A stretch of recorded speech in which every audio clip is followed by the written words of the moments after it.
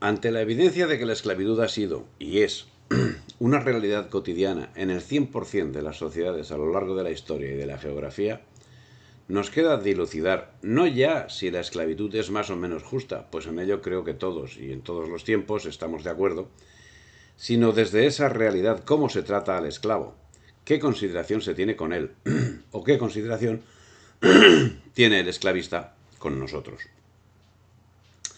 Ahora no toca analizar ese último apunte, que tan cerca lo tenemos, sino el trato que la sociedad española ha dado al esclavo antes de ser una sociedad esclavista, cuando era una sociedad que tenía esclavos, y más concretamente nos centraremos en el asunto en las provincias españolas de América.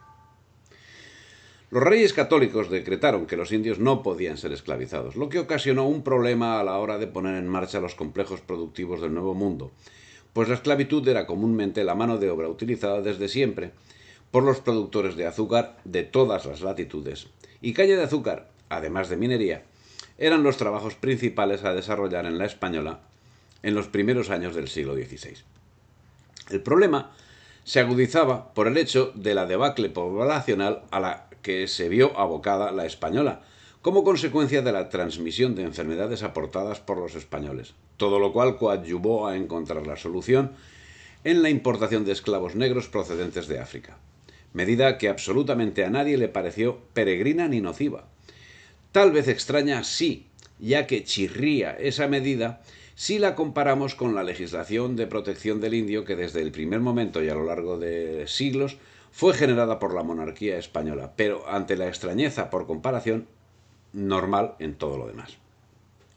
El problema moral de coincidencia por entonces como en los tiempos de San Pablo no se planteaba en modo alguno sobre el tener esclavos, sino sobre el trato bueno o malo que se daba a los esclavos, procurando así mantener un sentimiento neutro ante el hecho de la esclavitud. Al intentar valorar las relaciones existentes entre la población esclava y sus amos, parece entreverse una diferencia entre lo acaecido hasta el siglo XIX y lo acaecido a partir de esa fecha, sin que podamos ni queramos entender un corte absoluto, con diferencias insalvables entre ambos periodos, entre otras razones, porque en las actuaciones humanas es difícil que se llegue a producir cambios tan inmediatos y definitivos. Las diferencias, no obstante, empiezan a notarse tras la Guerra de Sucesión, cuando los cambios políticos en España, reflejados en el cambio de dinastía reinante, conllevaron otros cambios en profundidad cuyos efectos serían aplicados a largo plazo, si bien desde el principio queda constancia de los mismos. No obstante, en el asunto que nos ocupa, la concesión del monopolio del asiento de negros a Inglaterra es un hecho de capital importancia, pues se producía un paso, sin lugar a dudas el de mayor peso, hacia un cambio en el concepto del hecho de la esclavitud, por el cual se iniciaba el camino para convertir una sociedad libre que tenía esclavos a los que manumitía con normalidad a una sociedad esclavista que veía en el esclavo un bien fungible y amortizable. Tardaría un siglo, o tal vez más, en ser asumido ese cambio, pero sin llegar a la perfección a que había llegado en los territorios no hispánicos. Esa concepción acabaría tomando cuerpo en las plantaciones de azúcar del Caribe hispánico. No obstante, aun en los peores tiempos del siglo XIX, todo hace señalar que la esclavitud fue, en el mundo hispánico, más suave que en otras zonas de América. Esa es la opinión tanto de José Antonio Saco o de Nicolás Sánchez Albornoz como la de otros autores que han estudiado el hecho esclavista y que para evitar susceptibilidades vamos a limitar a su condición de extranjeros, no sin dejar de señalar que las mayores barbaridades han sido emitidas por autores españoles de nombre y bastante más que mediocres de apellido. Baste, para el caso de los autores extranjeros que anunciamos, citar a Hanne Landers, Hugh Thomas, Leslie Bethel, Frederick Bowser, Damián Bayón, Charles Gibson, John Hemming, Jacques Lafalle, James Lockhart o Robert Stevenson. Y como cita que se sale tanto del ámbito de la hispanidad como del ámbito de nuestro tiempo, podemos citar al abate Henry Gregoire, que no duda en afirmar que los españoles y los portugueses son las naciones que mejor han tratado a los negros, y no duda en afirmar que el cristianismo inspira un carácter de paternidad que coloca a los esclavos a muy poca distancia de los señores, que no desdeñan unirse en matrimonio con los negros, facilitando a los esclavos los medios de conquistar la libertad. También, como muestra, saca a colación la ordenación sacerdotal de personas negras. En 1765 los documentos ingleses citan como extraordinaria la ordenación de un negro por el doctor Keppel, cuando entre los españoles, más aún que entre los portugueses, es cosa muy común. Y aún sigue diciendo, aunque España y Portugal tuvieron grandes cantidades de esclavos, su suerte general no fue negativa. El espíritu religioso les proporcionó recursos de instrucción y libertad. Al hablar de España, ineludiblemente, y aún en el caso de la esclavitud, debemos hablar del pensamiento humanista cristiano que hoy es negado por la mayoría del pueblo español, abducido por el imperio de la mediocridad y la mentira impuesto por el pensamiento liberal, europeo, protestante, materialista, que siguiendo instrucciones directas y concretas de sus ideólogos, directamente miente. Quien no miente es el documento escrito, y a él nos tenemos que remitir. Y cuando nos critiquen diciendo que eso lo puede decir cualquiera, recordar a los abducidos por el liberalismo que la mentira es su arma. La nuestra, la verdad. En base a esa verdad, nos remitiremos al Código de las 7 Partidas, sancionado por Alfonso X el Sabio, y cuyo espíritu se mantuvo vigente como poco hasta la Guerra de Sucesión. Por el mismo se entiende que la esclavitud no es un estado permanente, sino un infortunio, y su aceptación por parte de quienes poseían esclavos no estaba exenta de cierto sentimiento de culpa. Y, ¿por qué no?, de cierta cobardía y de mucha comodidad que en múltiples ocasiones impedía que el amo manumitiese a sus esclavos antes de acercarse la hora de su muerte, de la muerte del amo. Pero parece que el número de manumisiones concedidas como últimas voluntades en el lecho de muerte es altamente significativo, lo que al fin demuestra la cicatería de los manumisores, que accedían a la misma cuando ya el beneficio económico no tenía la menor importancia para ellos, pero al tiempo denota que el peso espiritual de culpa estaba bastante generalizado, y eso queda expuesto en beneficio de quienes tardaban en manumitir. Datos basados en testamentos y cartas de manumisión en los archivos notariales indican que durante el periodo comprendido entre 1524 y 1650, démonos cuenta de las fechas, 1524 y 1650, el 33,8% de los esclavos africanos de Lima fueron liberados sin condiciones. Las cifras de Ciudad de México ofrecen un porcentaje de un 40,4% durante el mismo periodo. Y en la provincia mexicana de Michoacán, el total entre los años de 1649 a 1800 alcanza el 64,4%. Eso lo dice Leslie Bettel, no lo digo yo, eso no he accedido yo a esa documentación, Leslie Bettel. Lógicamente, si los propietarios de esclavos mostraban signos de sentirse culpables de su acto, que aunque legal, estaba contra los principios morales y religiosos, esos signos debían mostrarse irremisiblemente en el trato brindado a quienes tenían sometidos a esclavitud.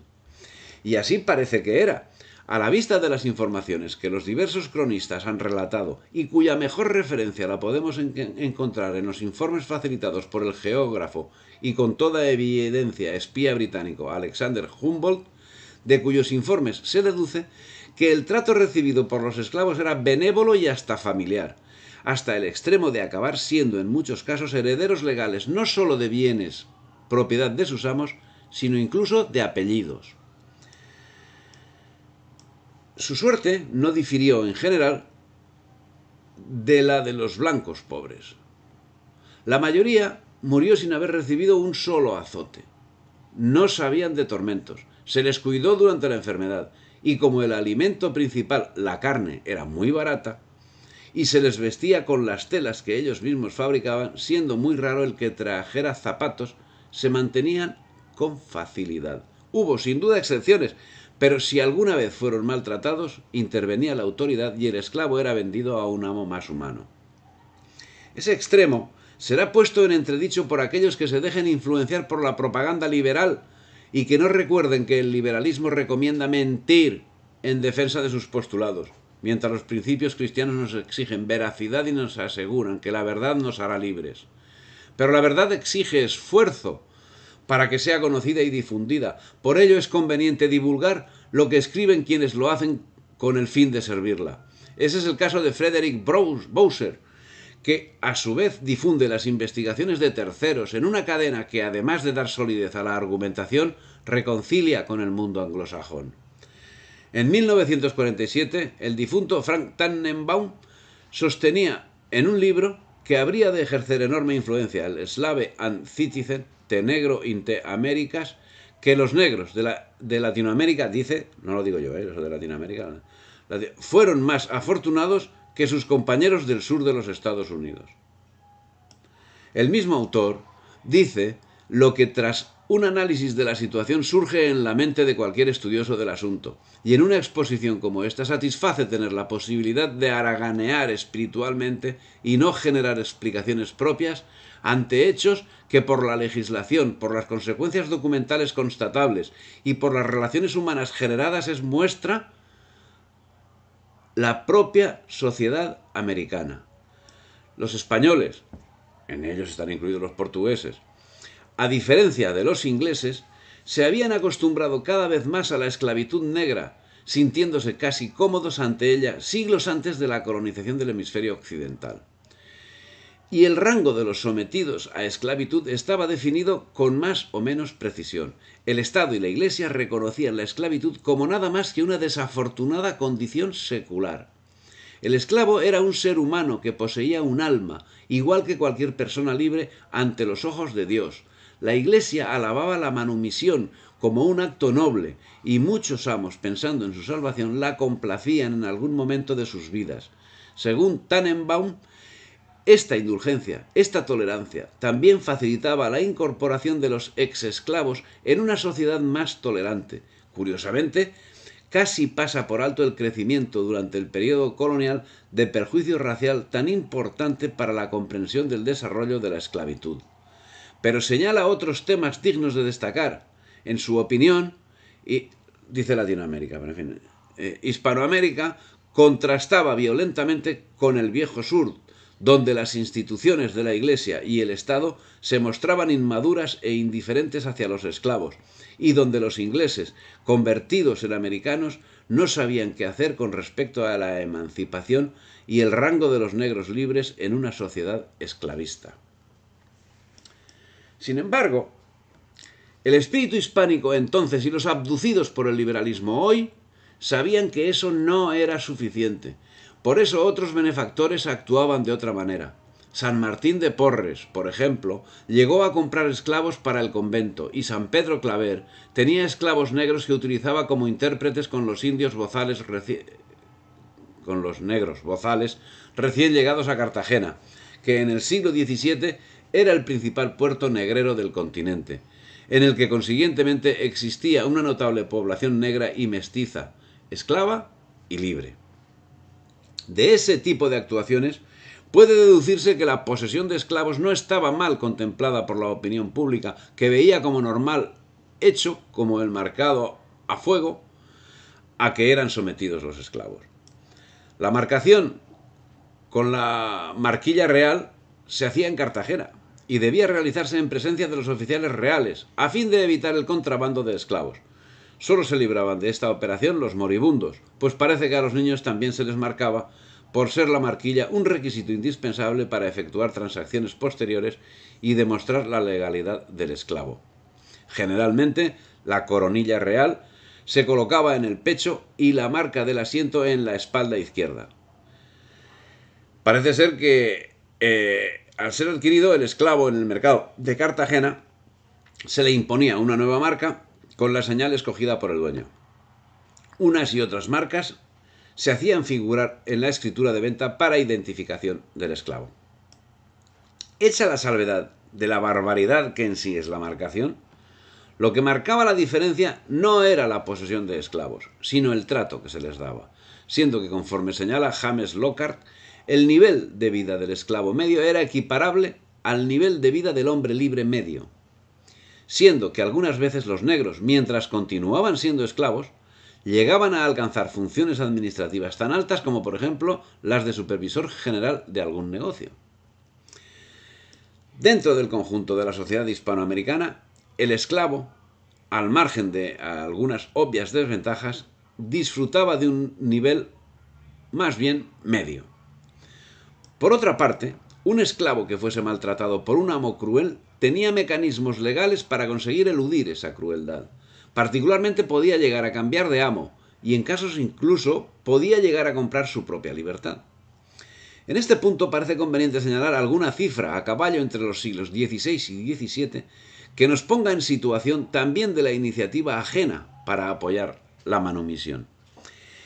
El 39,8% en Lima, el 31,3% en Ciudad de México y el 34% en Michoacán o vieron comprada su libertad por terceras partes, cuyo motivo rara vez se aclaró, o compraron su libertad a un precio pactado al permitírseles trabajar por su cuenta para acumular capital destinado a ese fin. Y parece conveniente señalar una fecha, el 27 de abril de 1574, cuando por Felipe II fue dictada una ley para gestionar tributos entre negros libres. Es un detalle que nos deja manifiesta el volumen que alcanzaba la aplicación de la manumisión de esclavos.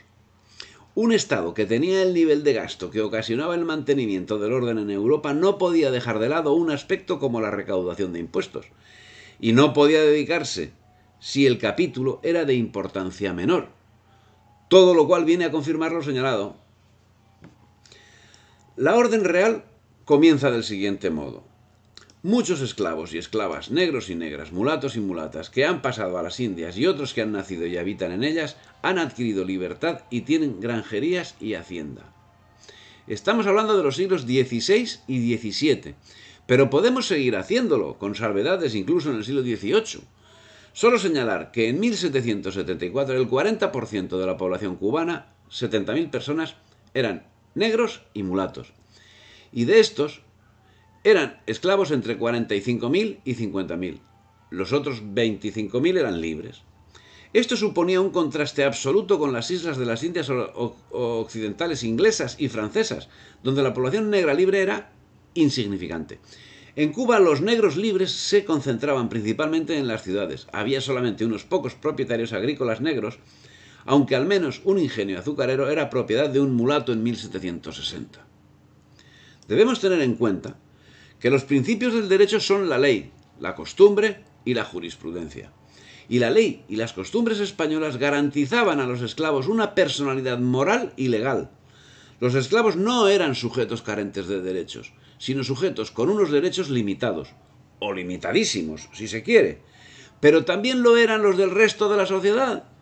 Y mucho más si salimos de las fronteras de España a esos países que criticaban, por ejemplo, la Inquisición, que tenía unos procesos rigoristas en extremo y que por supuesto era intransigente con quienes se saltaban unos principios sociales que tenían como bien común. Tan intransigentes como lo eran en otros lugares, pero en sentido contrario, y con una salvedad.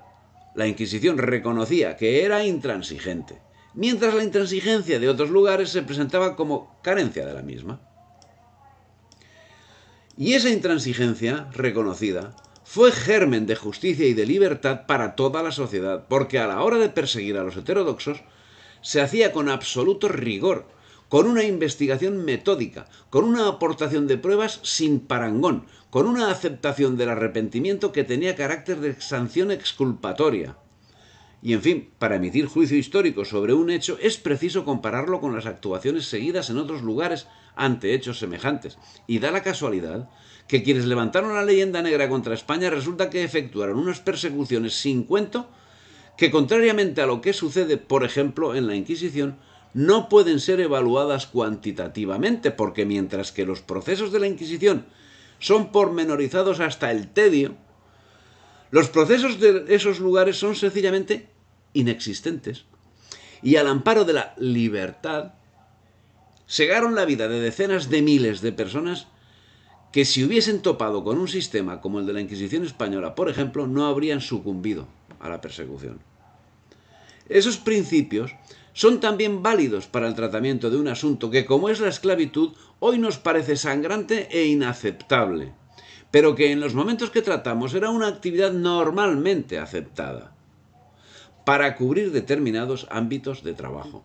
Y sí, con todas las cortapisas que se quiera, los esclavos alcanzaban a tener, no digamos a disfrutar, de algunos derechos, como era el comprar su propia libertad o la de sus familiares directos, derecho que los bozales son negros importados directamente de África, adquirían tras haber transcurrido entre 5 y 10 años desde su arribo. Esto podía hacerse por medio de la coartación, que era el derecho que poseían los esclavos de pagar una determinada suma de dinero a sus dueños, asegurándose así, primero, que no podrían ser vendidos sino a un precio fijo, normalmente el precio medio para los esclavos en el mercado. Y segundo, que el esclavo podría comprar su propia libertad después de haber pagado a plazos la diferencia entre su primera entrega y el precio fijado. Estos derechos, naturalmente, presuponían otro, es decir, el de poseer o acumular dinero y posesiones, por medio, por ejemplo, del cultivo de hortalizas en trozos de tierra que le fueran cedidos gracias al trabajo extra en las ciudades e incluso por medio del robo. Es digno de señalarse que socialmente siempre hubo reticencias al esclavismo. Así, el capítulo que peor fama tenía no era tan siquiera el del amo que daba maltrato al esclavo, sino el del traficante. Tal vez por eso, aunque hubo traficantes españoles, puede afirmarse que desde el siglo XV al XIX España no participó en el tráfico de esclavos, ya que desde el principio del tráfico negrero lo dejó sujeto a un control rigurosísimo que sin lugar a dudas tuvo que desanimar a más de uno que tuviese la voluntad de involucrarse en el asunto. ¿Era este el motivo por el que existía el derecho a la autocompra? Puede ser. Lo cierto es que en ocasiones le era permitido al esclavo guardarse una parte de lo ganado en una operación o servicio, lo que posibilitaba que muchos pudiesen conseguir su manumisión. Pero no era ese el único asunto que la corona controlaba de manera especial. El derecho de los esclavos, aun reconociendo que era de una condición precaria, guardaba ciertos formulismos. Por ejemplo, el 21 de septiembre de 1541 ordenaba Carlos I: mandamos que los domingos y fiestas de guardar no trabajen los indios, ni los negros, ni mulatos, y que se dé orden que oigan todos misa y guarden las fiestas como los otros cristianos son obligados, y en ninguna ciudad, villa o lugar los ocupen en edificios ni obras públicas, imponiendo a los prelados y gobernadores las penas que les pareciere convenir a los indios, negros y mulatos y a las demás personas que se lo mandaren. Si la medida parece precaria, no vamos a defender lo contrario, pero resultaría absolutamente injusto callarse ante la existencia de esta ley, como injusto sería callarse que en 1685 entró en vigor en las Antillas francesas el Code Noir, primero que ponían en uso las potencias europeas, de cuyos 60 artículos resulta interesante entresacar el artículo sexto. Exhortamos a todos nuestros súbditos, cualquiera que sea su calidad o condición, para observar los domingos y festivos que son de guardar por nuestros súbditos de la religión. Les prohibimos trabajar y hacer trabajar a sus esclavos en los llamados días desde la medianoche hasta la otra medianoche en el cultivo de la tierra, en la fabricación de azúcar y en todos los demás trabajos, bajo pena de castigo arbitrario contra los maestros y con la confiscación tanto de los azúcares como de los esclavos que sean sorprendidos por nuestros oficiales en el trabajo. Salvo error, 144 años separan un texto de otro. Y sin embargo, cualquiera que se haya ocupado de dar un repaso a la historia de la esclavitud, se habrá topado con que España aplicó el reglamento de esclavos en Cuba en el año 1842, 157 años después que Francia aplicase el Code Noir. Por supuesto, se puede seguir analizando la legislación francesa, inglesa, holandesa o musulmana, por ejemplo, y compararlas con la legislación española oportuna. Pero ese es un ejercicio que aquí y ahora no vamos a realizar. Lo dejamos para otro estudio detallado. Sí vamos a sacar a colación un documento generado a finales del siglo XVIII, cuando la actuación de España ya se acercaba más a las formas ajenas que a las propias. Puede deducirse del propio texto que el asunto no es generado por la administración del tiempo que fue redactado, sino que viene a pulir instrucciones generadas con bastante anterioridad. Dice: el dueño de esclavos no o mayordomo de Hacienda que no cumpla con la prevenido en los capítulos de esta instrucción sobre la educación de los esclavos, alimentos, vestuario, moderación de trabajos y tareas, asistencia a las diversiones honestas, señalamiento de habitaciones y enfermería, o que desampare a los menores, viejos o impedidos.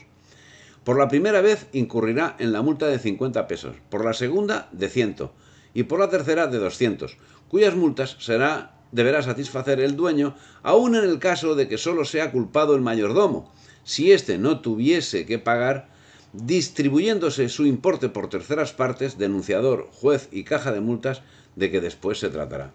Es la Real Cédula de 1789. Lo que sí parece cierto es que los esclavos en las Españas podían ser liberados por una serie de circunstancias, fuese de forma unilateral o por decisión del amo, por la intervención de un tercero, que podía ser un amigo o un alma caritativa, o por la autocompra de la libertad, como queda ya señalado. Y no era extraño que eso llegase a suceder. No hablamos de excepciones, cuando por ejemplo en México a mediados del siglo XVII había unos 80.000 esclavos y a final del siglo XVIII el número no superaba los 10.000.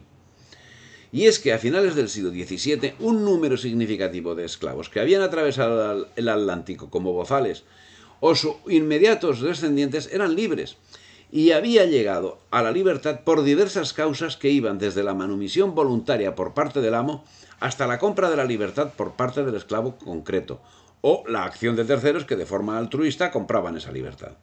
Pero las leyes también favorecían la manumisión.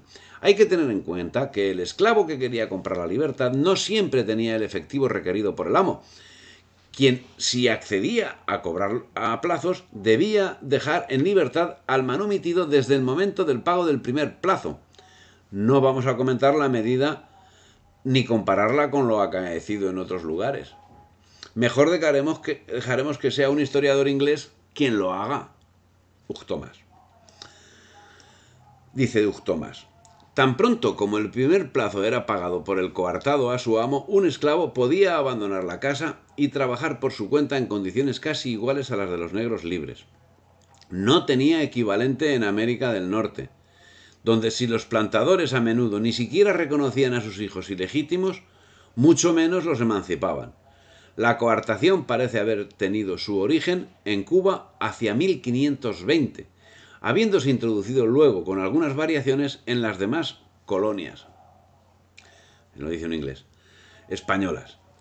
Otros derechos poseídos por los esclavos en Cuba y en las colonias españolas incluían el de cambiar a su amo por otro, si era posible encontrarlo, y además los hijos tenidos por una persona esclava con otra persona del sexo opuesto, pero libre, se convertían automáticamente en seres libres. Hugh Thomas. Como en todas las situaciones de la vida, unos tenían más posibilidades que otros en alcanzar la manumisión. Así, por ejemplo, aquellos esclavos que eran arrendados por un precio convenido normalmente entregaban al amo una parte del salario, quedando ellos con otra parte, que, acumulada en el tiempo y máximo cuando podían realizar con su parte actividades económicas propias, les facilitaba poder comprar su libertad. Y es que los esclavos tenían propiedades que no eran del amo, y podían realizar labores, prestar servicios a terceros y obtener beneficios privativos que con el tiempo podían ser utilizados para comprar su libertad. Es de señalar, además, que la legislación española procuraba atender siempre el derecho del más débil, por lo que la manumisión estaba a la orden del día. Pero no todos los esclavizados salían beneficiados de su manumisión, y no todos los esclavos deseaban la libertad, siendo que como esclavos muchos de ellos gozaban de una posición económica mucho más cómoda que otros libres, negros o blancos. Pero entre quienes no salían beneficiados de la manumisión, sino directamente perjudicados, eran los ancianos, los enfermos y los niños, aspecto que curiosamente es recogido en la Cédula Real de 1789, que liberaliza el comercio de negros y que comentamos en otro lugar. En la Real Cédula queda señalado lo siguiente: los esclavos que por su mucha edad o por enfermedad no se hallen en estado de trabajar, y lo mismo los niños y menores de cualquiera de los dos sexos, deberán ser alimentados por los dueños, sin que éstos puedan concederles la libertad por descargarse de ellos, a no ser proveyéndoles del peculio suficiente a satisfacción de la justicia, con audiencia de procurador síndico, para que puedan mantenerse sin necesidad de otro auxilio. Evidentemente no podía tratarse de un aspecto novedoso, precisamente al final del siglo XVIII, cuando España llevaba un siglo con una deriva no del todo acorde a la llevada en siglos anteriores.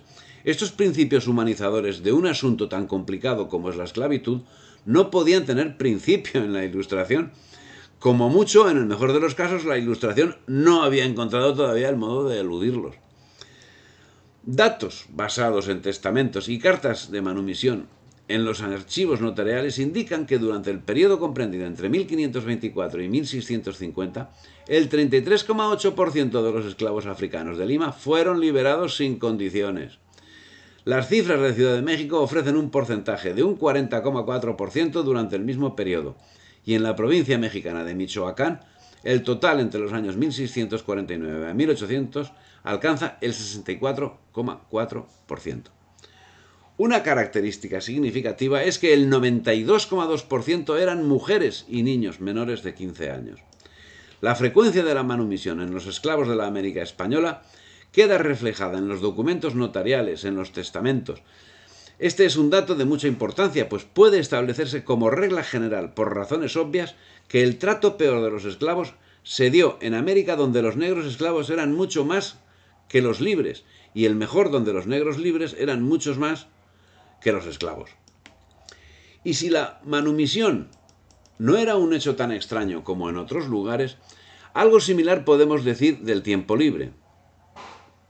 Algo se puede deducir de la orden de Carlos I citada más arriba al respecto de guardar las fiestas. Puede inferirse de ello que el tiempo libre era un derecho reconocido por la legislación, y por lo mismo se infiere que los esclavos no estaban encerrados, como sucedía en otros lugares del Caribe no hispánico, en corrales y bajo candado, y por la posibilidad que tenían de trabajar sus propios huertos y mantener su propio ganado, bien que con el consentimiento expreso del amo, como con ese mismo consentimiento podían trabajar por cuenta ajena y pactar con el amo la parte del salario que debía entregarle. Incluso se daba el caso de que antiguos esclavos que habían tenido cierto éxito en su vida tenían a su vez a su cargo personas esclavas. Consecuencia de la proliferación de las manumisiones es que esos manumisos acabasen formando familia con personas procedentes de otros grupos sociales y raciales, y conformando una sociedad en la que la raza no era el elemento determinante para desarrollarse social y culturalmente, aspecto que era bien visto por una sociedad que se mostraba deseosa de asimilar a los nuevos miembros. Una sociedad que, contrariamente a lo acaecido en otras latitudes culturales, no produjo linchamientos ni apartamientos. Sí, ciertamente había prejuicios sociales, pero esos prejuicios no eran por la raza, sino por el clasismo. Algo, si se quiere, tan deleznable como el racismo, pero que a la postre era también permeable y permitía cierta traslación entre las clases, merced en gran medida a la acción de la Iglesia. La milicia, la agricultura, el arte, como en el resto de la sociedad, serían campos abiertos para los manumitidos, y su relación con ellos ampliaría el mestizaje, que ya era una realidad buscada desde el momento del descubrimiento de América. La verdad es que no era requisito indispensable ser libre para cruzarse racialmente, y esa verdad deja manifiesto que en el mundo hispánico nunca fue infranqueable la frontera entre los hombres blancos y los de color, mientras que, por ejemplo, en el mundo anglosajón, la diferencia entre blanco y cualquier otra raza ha sido neta y abismal, y ha dado lugar a terribles genocidios en la América hispana. Incluso en el campo terminológico había una larga escala entre blancos, indios y negros.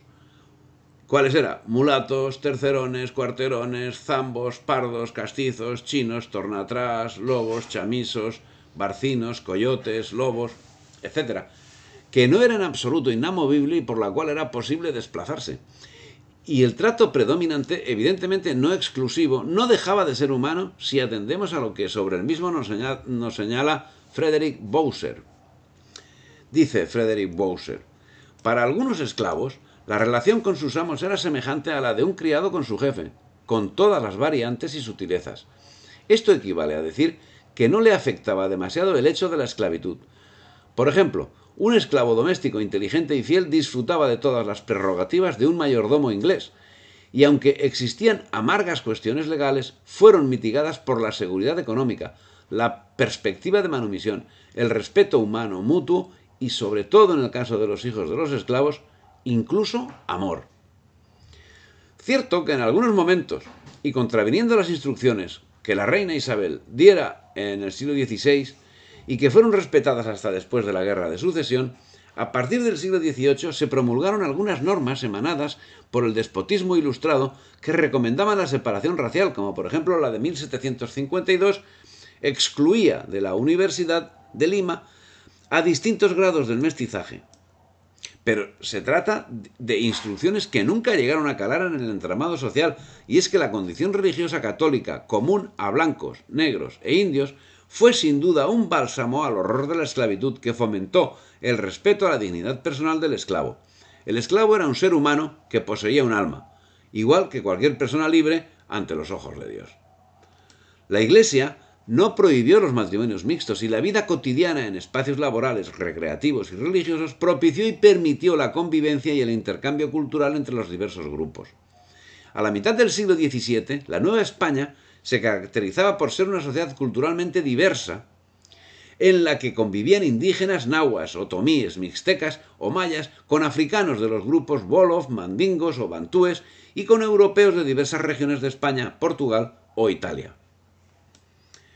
Pero es que la prohibición de 1752 nos da una información de primer orden. A partir de este momento se podrían más o menos inconvenientes a la integración no solo social, sino universitaria de las distintas castas. Cierto, pero también nos da otra información en relación al tiempo anterior, que justamente estaba sucediendo lo contrario a lo que marcaba esa nueva ley. El retroceso del espíritu humanista aplicado al hecho de la esclavitud sufriría un nuevo recrudecimiento a partir de la invasión británica de Cuba de 1763, cuando comenzaron a convivir en la isla las formas patriarcales del esclavismo español con las maneras británicas, severas, brutales, de esclavismo capitalista, lo que conllevó un cambio de tendencia a derecho esclavista que contrastaba con lo acaecido en otros lugares, ya expuesto líneas arriba, y que comportó la manumisión de un alto porcentaje de esclavos. En ese sentido, es digno de señalar lo que acaecía en México en fechas cercanas a la de la invasión de Cuba por parte de Inglaterra. Y es que a las faenas, dice, salen poco antes de que salga el sol y se mantienen en ellas una hora, que luego se retiran a almorzar hasta las 8 de la mañana en que se les reparten sus tareas, tan cómodas que las acaban a las 12 del mediodía y cesan en el trabajo hasta el siguiente día. Que a las esclavas no se les da iguales tareas que a los hombres, pues si a estos se les dan 50 surcos, a aquellas solo se les reparten 25. Que a las muchachas pequeñas solo se les ocupa en desenyerbar las cañas, concluyendo todo su trabajo a una misma hora, que es el de las 12, y cesan hasta el día siguiente, quedándoles siempre medio día de descanso. Que las esclavas preñadas trabajan con demasiada proporción, pues atendiendo a su robustez solo se les da 10 o 12 surcos, pero enfantándoles 3 meses para el parto, cesan de todo trabajo y se les suministran 2 pesos de socorro. Que es falso,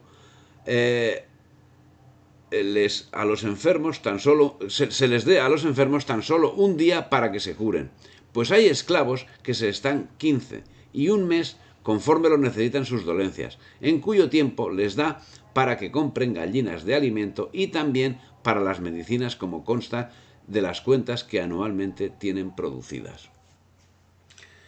El trato en Cuba, sin embargo, siguió una marcha progresivamente contraria a la costumbre y a los intereses del esclavo, que comenzaba a dejar de ser propiedad de una familia, de la que acababa formando parte, para pasar a ser propiedad de un ente abstracto, una sociedad anónima que, atenta exclusivamente al beneficio, no tenía ningún escrúpulo para los bienes fungibles en que acabaron convirtiéndose los esclavos. El perjuicio fue inmediato. El contagio de la peste liberal capitalista se propagó en Cuba con una rapidez inaudita durante la invasión británica de 1763. Inmediatamente la ley del precio fijo, por la cual un esclavo, si era revendido, debía serlo por el mismo precio de compra, fue revocada, y con ella la garantía de permanencia en la misma familia con el beneficio que ello comportaba. Con la nueva situación, el perjuicio era manifiesto, pues se pasaba de la convivencia en familia al uso como material fungible. Un cortador de caña de una inmensa plantación durante el auge repentino del azúcar podía incluso no conocer a su amo.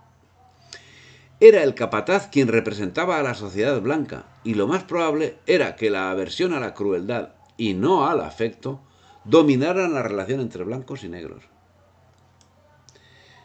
Vaya cambio. Nos hemos estado refiriendo al esclavismo en América, por ser donde más negros fueron transportados y por el peso específico que ha tenido la raza negra en el esclavismo de los siglos XV a XIX. Pero ni todos los esclavos eran negros, ni todos los esclavos negros fueron a América. No debemos olvidar que también en la España peninsular estaba vigente el régimen esclavista, si bien el mismo estaba destinado casi en exclusiva al servicio doméstico y al servicio de galeras. Era este destino el principal de la esclavitud peninsular, que compartía destino con los penados por la justicia. La proporción entre forzados y esclavos debió aproximarse a lo contenido en el informe que, sobre necesidades de chusma, elaboró el intendente de Cartagena en 1740, y que daba unos valores aproximados de la esclavitud en las galeras españolas del siglo XVIII, del entorno al 63,5% de forzados y 36,5% de esclavos. La recluta de estos esclavos destinados a galeras se realizaba predominantemente en alta mar, en combate, y estaban compuestos por moros que generalmente desarrollaban acciones de piratería y sabotaje en las costas españolas. Eran los conocidos como moros de presa, que podían compartir bancada con los condenados por la justicia.